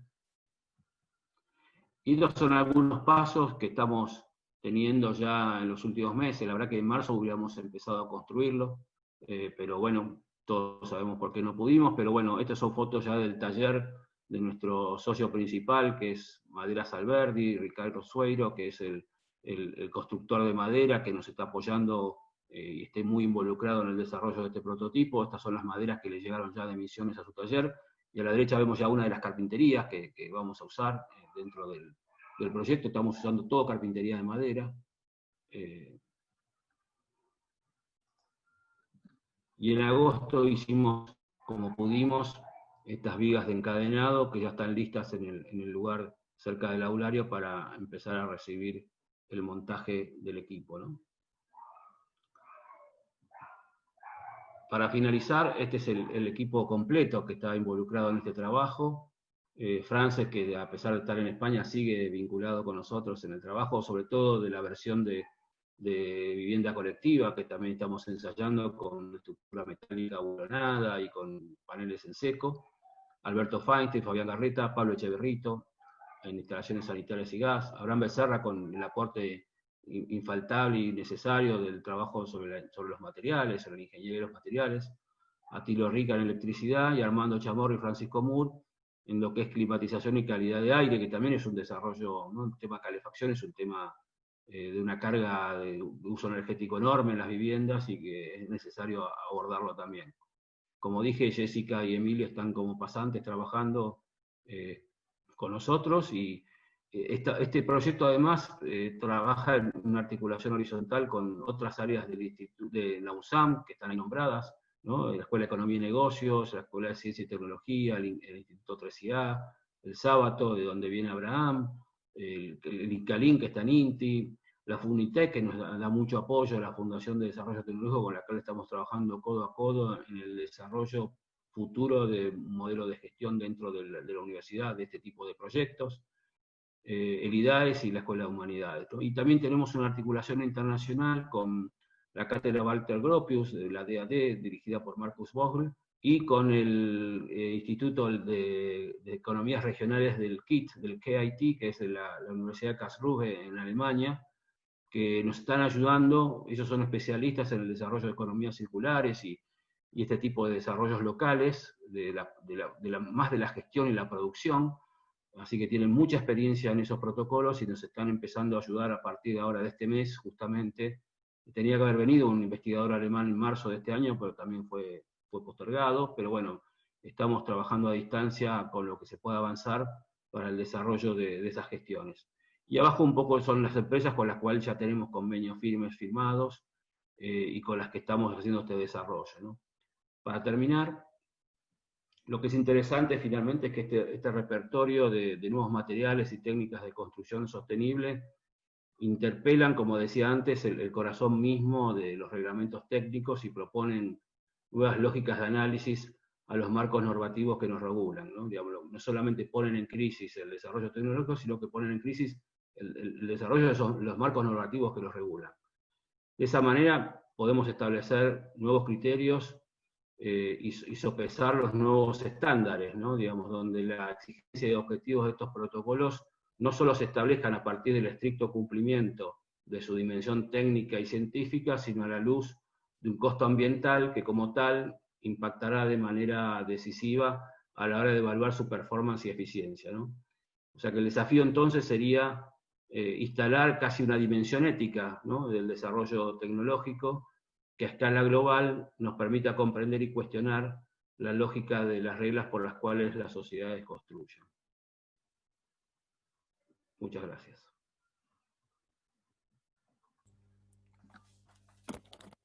Bueno, gracias Roberto, una gran charla porque barriste montones de temas. Nos completó, como es un panorama muy amplio y muy vasto todo lo que escuchamos y todo lo que nos contaste. Muchas cosas que le dan material a los estudiantes que están aquí. Aprovecho para saludar a gente querida que acabo de ver, que está Augusto Zanella, amigo nuestro, también presente, aparte de Carlos Olmos, profesor también del taller con nosotros en la UBA, queridos ex estudiantes como Leo Corso y Leonel Rodríguez, que El arquitecto han sido... Leo Corso. Bueno, quería hacer ese comentario que se ha convertido ya en una especie de personalidad pública, porque es nuestro primer arquitecto del instituto, junto con Jessica y junto con Carlitos Pacheco. Así que, bueno, bienvenidos también. Y bueno, podemos abrir un poco ahora una conversación. Siempre se está armando conversaciones respecto a lo que escuchamos, así que, en primer lugar, agradecerte la charla y, bueno, lo dejo abierto para quien quiera hacer alguna consulta o quien quiera hacer algún comentario.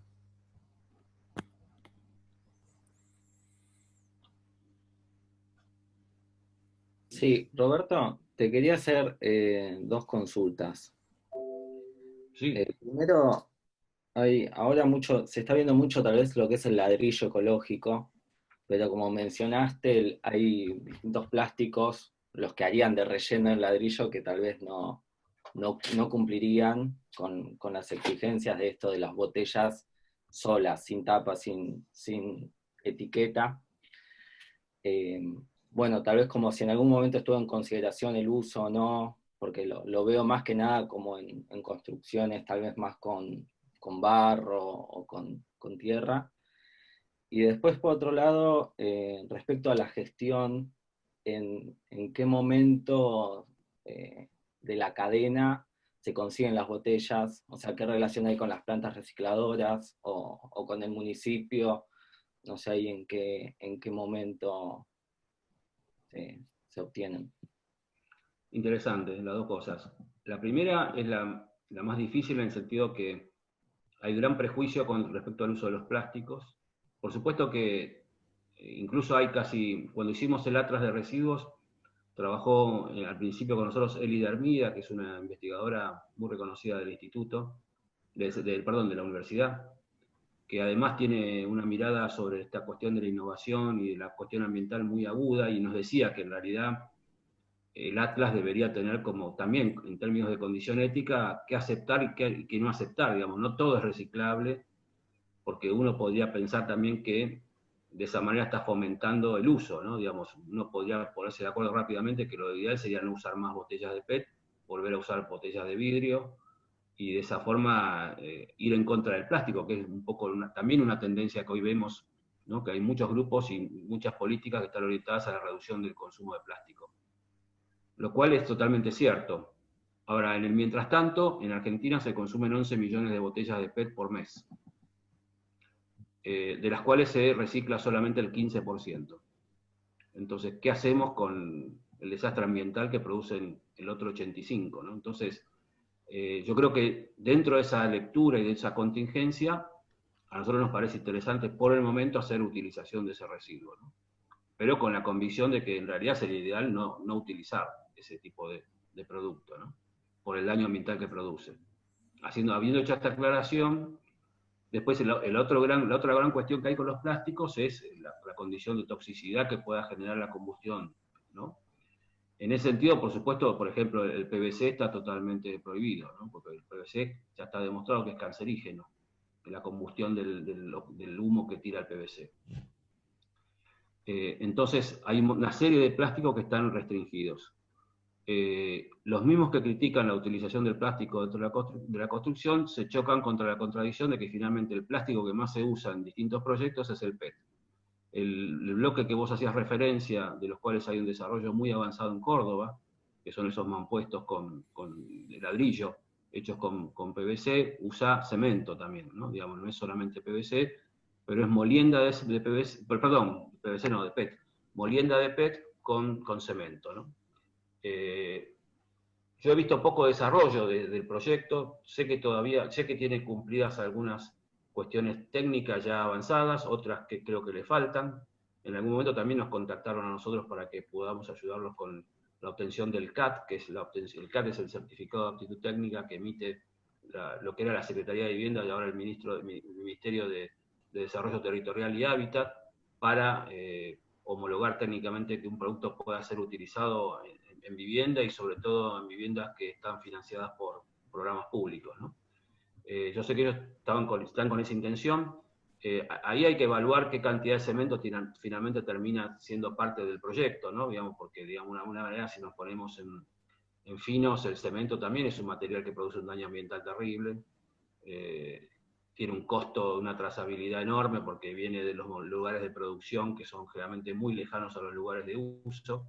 O sea que la reducción de cemento también es una hipótesis que se está trabajando en muchas latitudes para la nueva arquitectura. De hecho, hace poco, el año pasado vino Ángelo Bucci a Buenos Aires, el arquitecto paulista, y dio una charla muy interesante, y ellos que son tal vez los hormigoneros por excelencia en la región, están incluso cuestionando el peso del hormigón dentro de sus obras, ¿no? Las últimas obras de Ángelo Bucci, de Milton Braga, empiezan a tener ya casi, él decía, lo ideal sería empezar ya a tener casi 50% de hormigón y madera, por ejemplo, ¿no? Para justamente bajar esa huella ambiental de los proyectos, ¿no? Pero eso con respecto al tema de los mampuestos de PET, que sí, yo conozco varios proyectos acá y en el mundo también, pero sin embargo por alguna razón hasta ahora no han tenido un desarrollo que uno pueda ver muy masivo, ¿no? Habrá que ver cuáles son las limitaciones que tienen los sistemas, ¿no? Digo, no tienen que ver con que sean buenos o malos. Muchas veces estos sistemas tienen problemas de producción o de cambio de escala, ¿no? Entonces habría que ver bien el sistema que está atrás, porque eso se engancha con la segunda pregunta que vos hiciste, que es que para el desarrollo de estos productos es tan importante el desarrollo del producto mismo como el desarrollo de la gestión gestión productiva, ¿no? En el caso de las botellas de PET, hay distintas formas de hacerse con las botellas.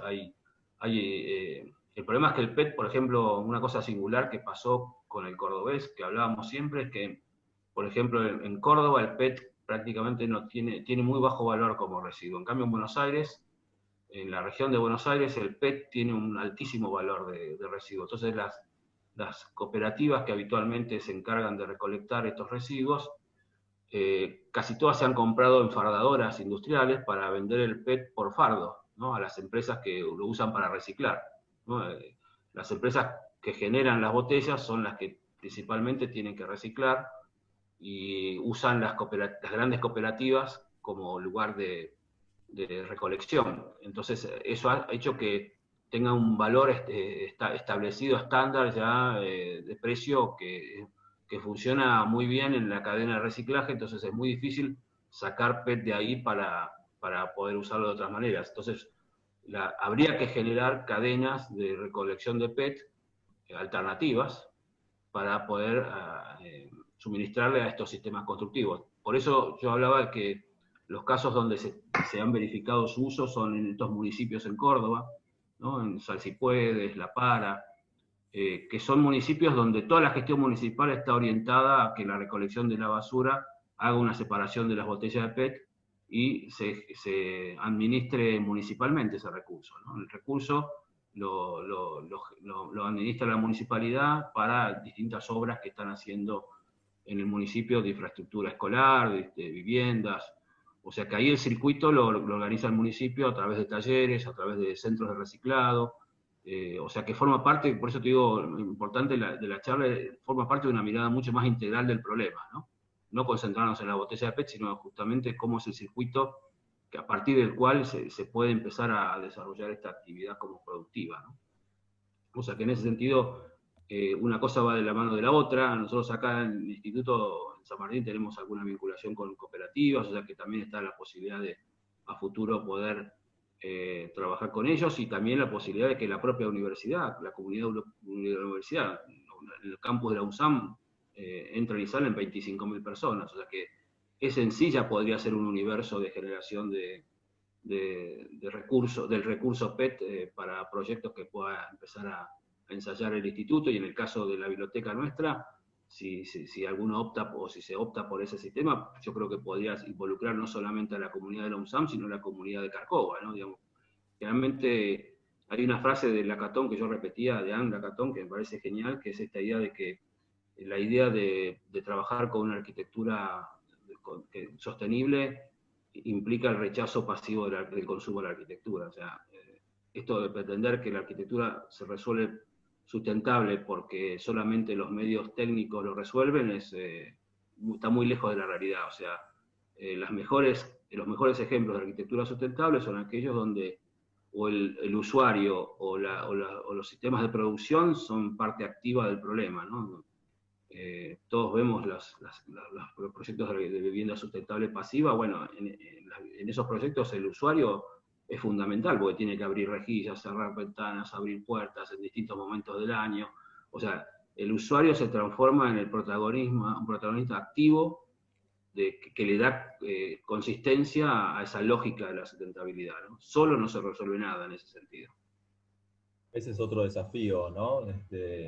Porque lo sustentable implica eso, mucho compromiso de uno. Ahora, por ejemplo, están los tachitos para llevar los plásticos, ¿no? Como para ir separando. Pero la gente medio que se aburre de eso y deja de hacerlo. Eso también es un tema para seguir desarrollando. Y, no sé, por ejemplo, el otro día estuve en la costa acá de San Isidro, que es el municipio que más plata tiene. Toda la costa está llena de plástico que trae el río. Y no lo levanta nadie. Digo, hay toneladas de plástico, y en toda la costa de Buenos Aires, ¿no? Digamos, por ejemplo, en el SEAMSE, ¿cuánto plástico se entierra? Digo, eso quizás para el futuro es una reserva de plástico. Supuestamente que se deja de producir plástico, pero ahí tenemos enterrado una cantidad importante. Quizás el futuro es ese, ir a desenterrar el plástico para reciclarlo. Sí, las últimas... Sí, la verdad que los primeros rellenos sanitarios, el 1 y 2 seguro. El 3 ya creo que con el 3 empezaron a trabajar las cooperativas que están dentro de SEAMSE, que son las que separan, ¿no? No sé qué impacto tendrá dentro del total de lo que maneja. Acordemos, ¿no?, que también son 11.000 toneladas por día que se arrojan ahí de basura, ¿no? Entonces, no sé qué impacto tiene ese nivel de separación de residuos sobre la totalidad de lo que se tira, ¿no? La verdad que desconozco ese dato. Pero claramente a mí me gusta mucho esa frase de que digamos, no podemos exigir una arquitectura sustentable y al mismo tiempo tener una actitud pasiva, ¿no?, al consumo de esa arquitectura, ¿no? Me parece que esa frase está buena, porque un poco en ese sentido la sustentabilidad lo que hace es organizar agendas, ¿no?, y metas, y establecer metas. Y esas metas tienen atrás protocolos para poder cumplirlas, o sea que todo esto va armando una estructura que es necesaria para poder sostener esto como condición de sustentabilidad, ¿no? Y esta proporción que decías, del 50% de madera, 50% de material, bueno, también es algo que dentro de los códigos está empezando a cambiar, ¿no? Porque sí, la madera recientemente fue aceptada dentro del código de construcción. Y eso también es una lucha, y también hay intereses de ciertas empresas, ¿no? Que habilitan más o menos madera. Eso también es una interna como bastante fuerte para desarmar. Vos sabés que eso que decís es importante, hace cuatro años ya. Lo que era en su momento la Secretaría de Vivienda homologó como a los sistemas constructivos en seco como sistemas tradicionales, ¿no? Es increíble, pero hasta hace 4 años en Argentina no se podía construir vivienda social con sistemas en seco. No estaba aprobado por el Estado. Eso fue una revolución, la verdad que eso abre las puertas a un desarrollo enorme, que es lo que también nos motiva y nos permite a nosotros meternos en este tipo de desarrollo, ¿no? Y lo que vos decís, no solamente determinó eso, sino que además por ley, el Estado argentino está obligado a construir el 20, no se me acuerdo si es el 20 o el 25% de la vivienda social anual en madera. Por supuesto que es algo que no se cumple.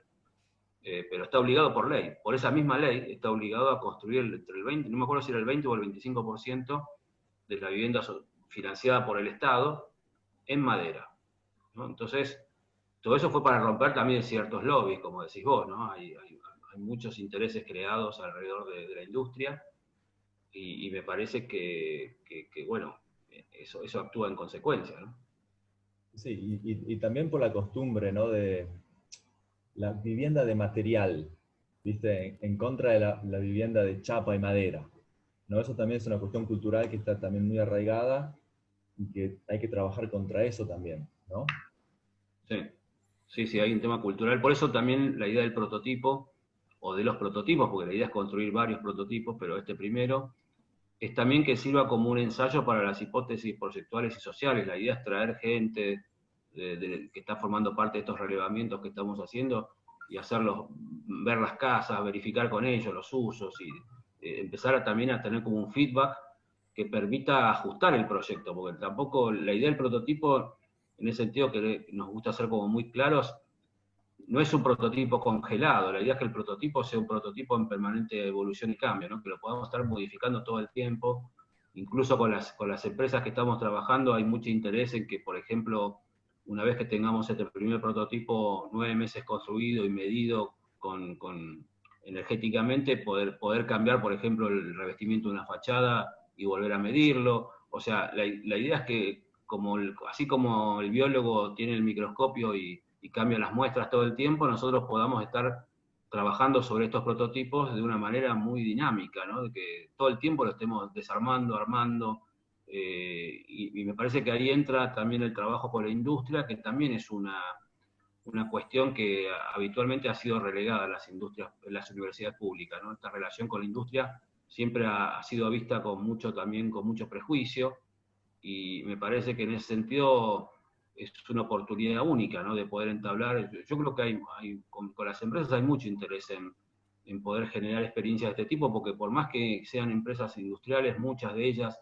que ya tienen incluso en la gran mayoría protocolos técnicos que vienen de sus países de origen, ¿no? Vienen con sellos de Comunidad Europea o americanos, les interesa poder desarrollar experiencias locales que puedan estar seriamente medidas o reguladas, ¿no? Digamos, no dejan de ser un interés poder generar nuevos informes técnicos de aplicaciones locales, ¿no? Del mismo material, ¿no? Para ver si se condicen con las certificaciones originales, para ver qué desvíos puede haber o no, digamos. Me parece que también hay como una práctica ahí bastante innovadora que se puede empezar a generar en esa asociación virtuosa que pienso yo puede darse con las empresas, ¿no? Genial. Y para el prototipo de la UNSAM hay que conseguir voluntarios que la habiten, ¿no? Para medir todo. Y esto estamos viendo ahí con la universidad, a ver si van a ser de la Viten o vamos a mudar oficinas ahí, pero no oficinas en los términos tradicionales, sino de que podamos trasladar algunas oficinas del instituto ahí, pero también usar ese lugar cocinando. Sí, tiene que estar en uso para que la medición sea una medición que simule lo mejor posible el prototipo en uso, ¿no? Perfecto. Sí. Así que por ahí podemos implementar las pastas de los viernes. Eso está bueno. Quería aprovechar porque creo que está Marta. Marta Yagnes es nuestra próxima invitada también aquí. No sé si estás, Marta, pues te veo, pero por ahí. Vamos, Marta. Bueno, que Marta Marta es una pieza fundamental del Atlas de Residuos. Claro, bueno, una especialista en residuos textiles. Roberto la mencionó y Marta es una investigadora en el tema de materiales muy importante y para nosotros es importante la próxima tenerla también como invitada, pero bueno, te queríamos saludar y que bueno, que bienvenida. Sí, ¿qué muchas tal? gracias. Entonces, estaba medio de incógnita. Y tengo el código adelante, que es el código con el que tengo que estar en la clase que vengo, entonces dice B2, pero bueno, soy yo. Bueno. Cuando va a ser un gusto, bueno, un desafío, ¿no? Después de Roberto, hablar, pero bueno, súper interesante. Yo voy por ahí a presentar otra visión desde los materiales con los que yo trabajo, aparte de los textiles, que es el hormigón. Pero bueno, así tienen, digamos, distintas voces. Buenísimo, buenísimo. Ahora después arreglamos bien, hacemos una mini charla nosotros para coordinar, pero bueno, queríamos aprovechar para saludarte porque te vimos que estabas presente y... Sí, muchas gracias. Bueno, bueno, nada, ahora el tema, te preguntaba Luca respecto a esto, porque yo me imaginaba que Luca estaba pensando, a ver, ¿vamos a usar botella nosotros también o no cuando construyamos la biblioteca? Me imagino que algo de eso hay que pensar también en la cuestión de la gestión y de la provisión del material, si vamos a trabajar con eso. En principio, por ejemplo, la chapa canalada que presentó Roberto hoy es un material que está disponible, que ya lo vamos a usar también en la cubierta de los paraguas que está a punto de ser techado en cualquier momento. Ya está, digamos, en el campus tenemos muestras de esa chapa y tenemos también comprada todas las chapas para los paraguas que nos va a permitir testearlo un poco, pero es un material también para tener en cuenta dentro de las posibilidades de desarrollo del proyecto que vamos a llevar adelante. Incluso la variante lisa, ¿no? Porque ahí tenemos la canalada, pero la empresa ya está empezando justamente a producir la variante de placa lisa porque se lo pedimos nosotros como reemplazo muchas veces de algún aislante hidrófugo exterior, porque es hacer hidrófuga la placa. Estamos ensayándola ahora, estamos trabajando para ver el tema barrera de vapor, de condensación, pero todo parece indicar que si usamos esa placa en el exterior, podríamos reemplazar las famosas aislaciones tipo Tyvek, ¿viste? Ese tipo de aislaciones hidrófugas exteriores que además son de origen de hidrocarburos y que además tienen un costo habitualmente fijado en dólares. Entonces estamos viendo la posibilidad de que esas placas junto a unas cintas que sellan la junta, a ver si con eso podemos tener un avance también en ese sentido, ¿no? Del reemplazo de productos que sean de origen de combustibles fósiles, ¿no? Sí, a mi gusto hay que inventar una junta para esa placa lisa, que sea superador de la cinta o de algo que lo tome. Pues el material incluso es pintable, ¿no? El Tetra Pak ese es pintable, se puede tomar cualquier tipo de pintura. Pero Tiene bueno, un ensayo en el INTI hecho que habla de 30 años de resistencia a rayos ultravioleta sin pintar, así que imagínate si lo pintás, eso puede estar 50 años de forma inalterable, ¿no? Claro. Tiene una cosa que lo que vi fabricado es que es un poco, digamos, es medio inestable, digamos, la conformación, ¿viste? No es parejo, porque como ellos lo prensan, a los ojos suele abombarse un poco y no es totalmente liso como uno le encantaría que fuera, ¿viste? Por el tema del acanalado absorbe por espesor y por forma la figura de la pieza. Ahí yo todavía creo que tienen algo más para hacer. No sé si tienen que aumentar el espesor bueno, vos sabés que dar la rigidez del panel para que tenga un poquito más de estabilidad como forma, digamos. Vos sabés que los últimos que nos entregaron, que tenemos casi 15 placas en el taller del instituto, ya son de 8 milímetros y ahí ya no se doblan. Las primeras que mandaron eran muy babé, ¿no? Se ondulaban mucho. Sí. Sí, Perdón, Marta. Una observación con este material, es muy endeble el tema del corte. O sea, el mantenimiento funciona muy bien, el problema son los cortes. Cuando yo he visto usos de materiales similares, ¿no? Que cuando los fraccionan, el punto es la veta donde se fue cortado. Entonces por ahí habría que ver en el proceso industrial si no se puede precortar y después o hacerle una terminación especial a esos puntos donde, bueno, vos llegás y si hay algo que no está modulado, o si hay una ventana y tenés que cortar, como que habría que proteger mucho ese filo del corte, porque ahí yo vi que, digamos, ahí es donde la humedad se mete y tienden a inflarse, ¿no? Nada más. Después el material aguanta muchísimo en el estado en el que está. Creo que hay, no me acuerdo, porque yo soy muy de recorrer lugares abiertos, no me acuerdo en qué lugar de los parques naturistas de San Martín, no, de San Isidro, creo que hay toda la parte del equipamiento público hecho con estas placas. Y se nota que el punto es ese, donde cortaron para armar algo y es lo que hay que proteger, ¿no? Sí, por eso yo decía que tiene que haber algún sistema de junta que absorba la unión entre partes, para poder también que no impedir que entre la humedad por ahí. Porque es lo que pasa con cualquier aglomerado, que al entrar por la cara por el espesor, todo el aglomerado expuesto, empieza como a entrar la humedad. Sí, pero en general en muchos productos, ¿no? En el Retac también, que es un concreto celular, el punto donde lo cortaste chupa un montón, y en la cara donde se fabricó no. Entonces creo que es el tema del talón de Aquiles de todo lo que viene de este estilo. Sí. Bueno, si habría alguna pregunta o comentario más, y si no, bueno, hacemos un cierre del encuentro de hoy, que ha sido muy, muy productivo, con muchos temas, así que...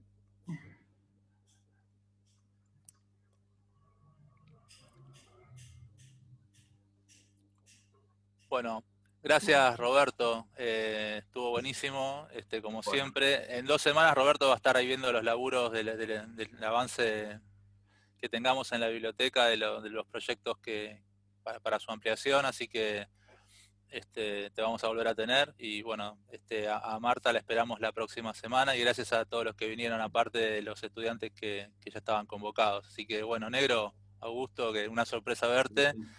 Carlos también nos súper sorprendió y nos alegra mucho, y obviamente Leo y Leonel, que siempre son parte del equipo y son de la Armada de la Construcción, y que han pasado nosotros pasamos muy lindos momentos con ellos el año pasado construyendo, y que extrañamos mucho ese momento que construimos juntos. Así que bueno, un abrazo y nos estamos viendo. Bueno, gracias por la invitación, y bueno, que avancen con los proyectos, que sigan los proyectos. Vamos. Gracias, Adiós, ya nos estaremos viendo. Bien. Muy bueno, Roberto. Gracias, Gustavo, Lucas. Hasta luego. Gracias, Carlos. Hasta luego. Adiós.